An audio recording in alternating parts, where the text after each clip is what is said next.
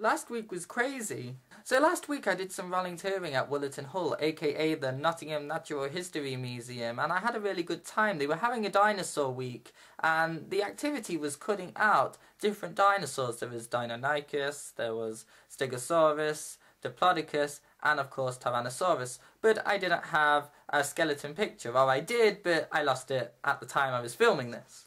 The activity was pretty simple. Really, you get a skeleton of a dinosaur and you cut it out, and when that's done, you glue it onto the card, and after that, you use the tracing paper to draw out what the body might have looked like when it was alive. So it might look simple, but it actually proved to be quite difficult, and the task wasn't that different from how Planet Dinosaur created their prehistoric animals by actually creating the muscles and the skin tones over the bones. This was my first volunteering experience of helping out the public, which means you are going to encounter some problems. I mean, I had two women come up to me and they sounded absolutely disgusted that this was the only dinosaur activity that was happening in this museum, but I don't know what they were expecting, because Wollaton Hall is a tiny local museum, and if they were expecting models and animatronics from working with dinosaurs, then they're absolutely deluded.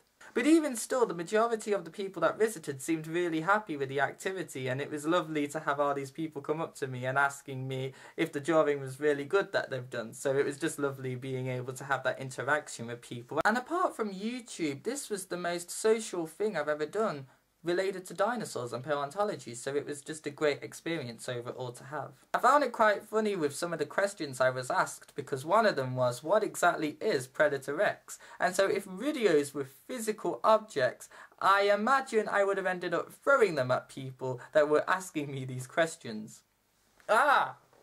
After Wollaton Hall accepted me as a volunteer for their Dinosaur Week, I was able to have the opportunity to work with Dr. Adam Smith, who was absolutely brilliant. He was behind the activity at Wollaton Hall, and he also worked as an advisor for Planet Dinosaur's third episode, Fight for Life, on the Tyrannosaurus and Predator X stories. So it was fantastic being able to get that insight on how broadcasting production teams work on paleo shows. What I really respect about Adam is he doesn't act like a crime has been committed if you make a mistake with anything to do with paleontology. For example, when he was looking through my YouTube channel, he noticed that the plesiosaur drawing that I've done, the back flippers look a bit odd, and the reason for that is I've tried to add motion, but I guess there's no fooling the plesiosaur man.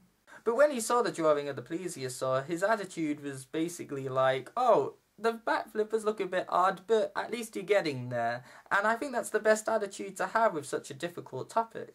So because of this, I want to return a favour by adding some links that Adam's responsible for in the description, or as some YouTubers like to call it, the doobly-doo. So there's a lot of good stuff to do with plesiosaurs and other prehistoric animals, as well as the natural world that Adam has made for the internet. Adam will most likely watch this, so I hope you like it, and hopefully there'll be a lot more opportunities to work together in the future at Wollaton Hall.